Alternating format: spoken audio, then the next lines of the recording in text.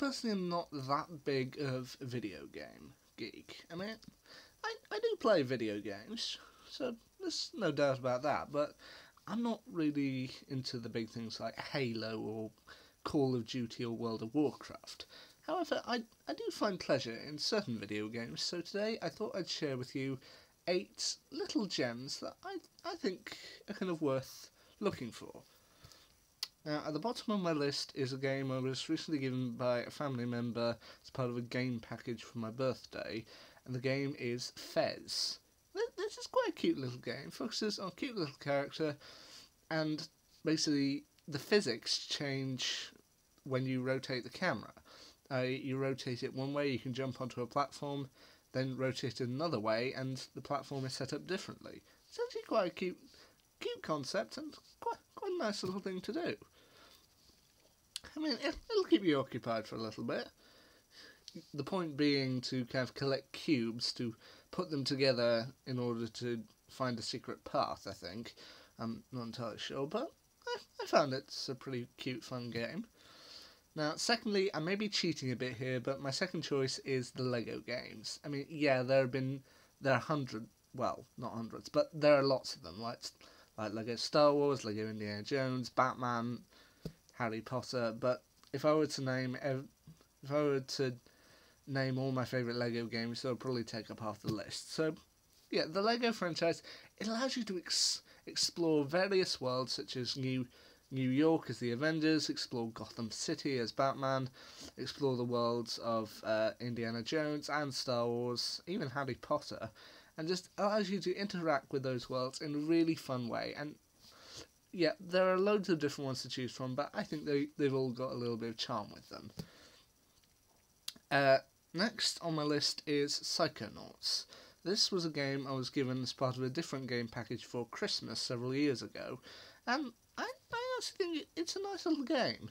I mean, yeah, the basic premise of it, you play as this kid named Rav, and through a kind of summer camp, you basically learn psychonaut skills to be able to enter people's minds and retrieve information.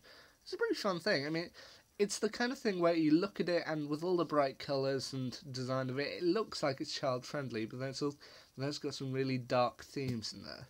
So, probably not one to give to a small child, but yeah, it's a pretty fun game. A pretty fun game to play. You can get to explore several minds and explore the world around you whilst learning different skills such as levitation, pyrokinesis, and a whole bunch of others. Even mental target practice. That's pretty fun. Now, next on my list of little games that may be fun is Doctor Who: The Eternity Clock. There have been a number of Doctor Who games that were released over the years, such as Doctor Who Evacuation Earth for the Nintendo DS, Return to Earth for the Wii, and the adventure games that came out from 2010 till 2011. But Doctor Who: The Eternity Clock, I feel, is a little gem. You play as the 11th Doctor and River Song as they have to fight against 4 different alien races, the Silence, the Silurians, the Cybermen, and the Daleks, in order to retrieve pieces of an artifact called the Eternity Clock, to piece them back together. The Eternity Clock being a device that can seemingly rewrite reality, rewrite time and space. Now, yeah, it's kind of outdated now that Peter Capaldi is the Doctor, or is about to come to his end as the Doctor, but I feel it's a cute little game, and it's held up quite well. Now, my next choice for a nice little computer game to play from time to time is DC Universe Online. For anyone who reads DC Comics, this is a must-go. I mean, you basically get to create your own character. You get to play as either a hero or a villain. As a hero, you get to train under either Superman, Batman, or Wonder Woman, and with the villains, you can either train under the Joker, Lex Luthor, or Cersei.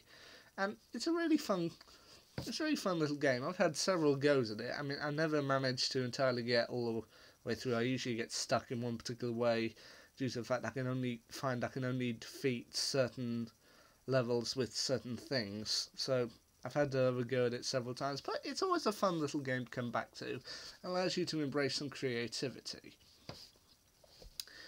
Next on my list was it was another one of the games that was included in the same package that contains Psychonauts and the Eternity Clock. It's Machinarium. This one I found to be kind of a nice, fun little game. You basically play as a robot in a small robot world, and you basically have to stop a bomb that's going to go off and destroy an entire robot city, and also rescue your girlfriend who's been kidnapped. A little bit of an odd concept, and some of the puzzles, yeah, I did have to look up some of the answers to them, also other ways to beat them. But it's a cute, fun little game. You can play, and it's a good way to solve puzzles. I've played it, I think, on 3 separate occasions, and I always find it's quite nice. Next is another game that came as part of the same package that Fez came as, and that's Shovel Knight. You play as a knight who, instead of a sword, has a shovel, meaning you can dig in various areas and use your shovel as a weapon. Once again, I haven't got particularly very far with it, but it's a cute little game. You basically have to go through a load of areas, defeat various beasts and various bosses, and supposedly once you do that, you'll be able to reunite with Shield Knight, Shovel Knight's partner and somewhat love interest. Yeah, I think it's a nice one. And my final game that I would recommend people try and play came in the same package as Fez and Shovel Knight, and once again it's another cheat, the Cognition games. These, I have just finished them, and to be honest, they're pretty intense, but also a lot of fun to do. I just found myself going between the 4 episodes at speed. They were really good. The basic premise of them, you play as an FBI agent named Erica Reed, who, because of some actions, loses her brother to a serial killer, and you spend the next 4 games trying to track down various other serial killers, the Hangman, the Wise Monkey, the Oracle, and finally the Cane Killer, in order to piece together pieces of information and find out who the serial killers are, who did the murders, and finally piece together, track down the serial killer who killed Erica's brother. So yeah, they're very intense, but I found them to be a whole lot of fun. So yeah, there you go. 8 computer games that I personally think people should have a go at.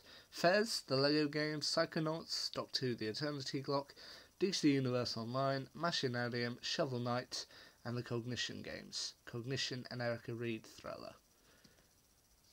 8 computer games I think people should play. Anyway, that's all for now. See you later.